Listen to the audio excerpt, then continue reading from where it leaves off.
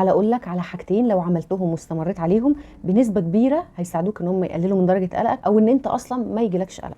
معكم نهله عبد الباقي، اخصائيه نفسيه. اول حاجه وهي طريقه تفكيرك. فكره القلق دايما متغلفه كده بصيغه ايه اللي هيحصل لو، ايه اللي هيحصل لو انت سقطت، طب ايه اللي هيحصل لو انا فشلت في علاقه معينه، ايه اللي هيحصل لو انا ما عرفتش اخش على حاجه جديده، ايه اللي هيحصل لو انا داخل موقف جديد وما نجحتش فيه. لما تجرب كده تعكس الفكره، بدل ما تقول لنفسك ايه اللي هيحصل لو، هتلاقي فكره القلق بتقول لك ايه اللي هيحصل لو سقطت. قول لنفسك ايه اللي هيحصل لو انا ما سقطتش. فكر كده، هتبص تلاقي نفسك بالتدريج بتفكر بطريقه ثانيه. واسال نفسك فعلا يعني هو انا لو سقطت ايه اللي هيحصل، ايه اسوأ حاجه هتحصل، ايه اسوأ حاجه ممكن تحصل. الكون مش هيتدمر حواليا، يعني مش هلاقي الدنيا كلها باظت، مش هلاقيها نهايه العالم ولا حاجه، هلاقي الدنيا بتمشي والناس بتمشي والدنيا عادي. فبالتدريج هتلاقي نفسك بتقول حتى لو كان الاحتمال اللي هيحصل السيء جدا اللي انا كل شويه عماله افكر فيه ومخي عمال يجيبه لي، لو حصل ايه اللي هيحصل يعني، هتبص تلاقي ان الامور عادي وان دي افكار موجوده في مخي انا وبس، ومحدش بيفكر كتير بالطريقه اللي انا بفكر بيها دي غير انا او اي حد تاني عنده قلق زيي. وهلاقي ان الموضوع مش زي ما انا عقلي كده متخيل وعمال بيصور. الحاجه الثانيه وهي ان انا انظم نفسي كويس جدا. حاول تتنفس بهدوء، حاول ان انت تكوني هاديه، احاول على قد ما اقدر ان انا اخلي جسمي ياخد كميه كفايه من الاكسجين، وانتظم على تمارين التنفس الهادي جدا وبالانتظام جدا على التمارين دي. مع الحاجه الاولانيه اللي احنا قلناها على موضوع الافكار،